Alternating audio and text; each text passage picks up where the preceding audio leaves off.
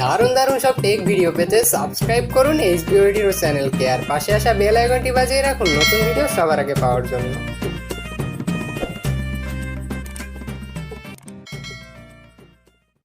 নমস্কার বন্ধুরা, সকলকে স্বাগত জানাচ্ছি STEY নতুন আরেকটি ভিডিওতে। তো আজকের এই ভিডিওটিতে আমরা পোকোর যে নতুন ফোনটি রিলিজ হয়েছে সেই ফোনটি নিয়ে কথা বলবো। এই ফোনটির মডেল নাম্বার হচ্ছে পোকো M3 Pro 5G।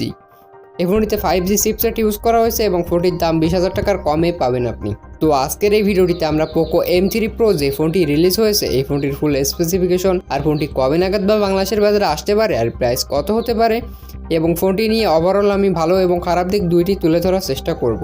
তো অবশ্যই আপনি ভিডিওটি মনোযোগ সহকারে শেষ পর্যন্ত কন্টিনিউ করতে থাকুন। চলুন শুরু করা যাক।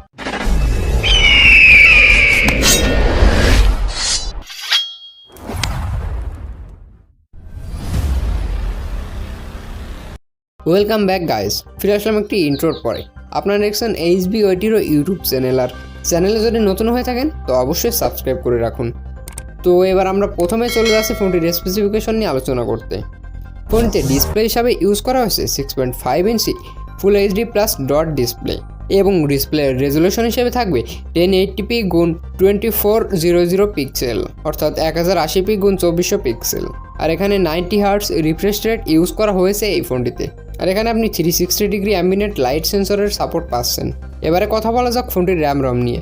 ফোনটিতে র্যাম হিসাবে আপনি দুইটি ভেরিয়েন্ট পাচ্ছেন, একটি হচ্ছে 4GB র্যামের ভেরিয়েন্ট এবং আরেকটি হচ্ছে 6GB র্যামের ভেরিয়েন্ট।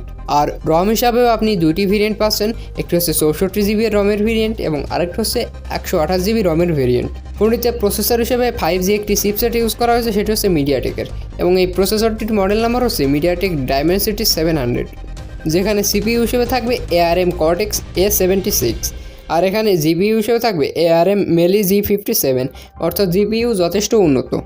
ফোনটিতে আপনি ব্যাটারি ব্যাকআপের দিক থেকে 5000 mAh একটি ব্যাটারি পাচ্ছেন, যেখানে 18 ওয়াটের ফাস্ট চার্জার সাপোর্টেড। এবারে কথা বলি ফোনটির ক্যামেরা নিয়ে। ফোনটির রেয়ারে মেইন ক্যামেরা হিসাবে থাকবে 48 মেগাপিক্সেল একটি মেইন ক্যামেরা, সাথে রয়েছে 2 মেগাপিক্সেল একটি ম্যাক্রো সেন্সর এবং সাথে রয়েছে 2 মেগাপিক্সেল একটি ডেপথ সেন্সর। আর এখানে আপনি নাইট মোডের সাপোর্ট পাবেন আর মুভি ফ্রেমেরও সাপোর্ট পাবেন।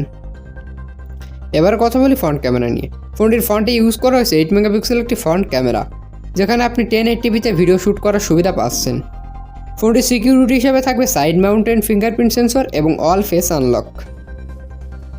ফোনটিতে UI এবং সিস্টেম হিসেবে ইউজ করা হয়েছে Android 11 ভার্সন এবং MIUI 12। এখানে আপনি NFC বোর্ডেরও সাপোর্ট পাচ্ছেন। এখানে ইউজ করা হয়েছে মাল্টিফাংশনাল NFC এবং সাপোর্ট গুগল প্লে।